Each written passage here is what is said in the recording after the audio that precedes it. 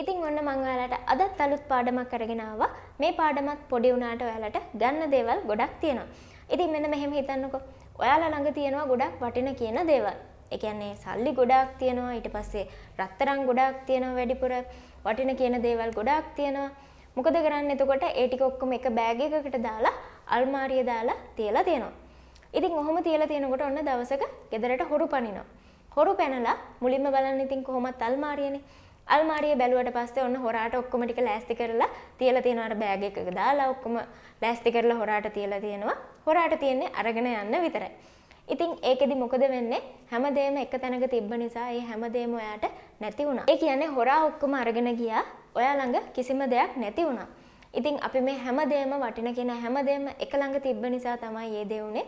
එහෙම නැතුව එක එක තැන් වල අපි ඒක හංගලා තිබ්බනම් ඔතනින් එකක් හරි ඔයාලට ඉතුරු වෙන්න තිබ්බා. ඉතින් ඔය වගේ දේවල් අපිට ලස්සනට ඉංග්‍රීසි වලින් කියන්න පුළුවන්.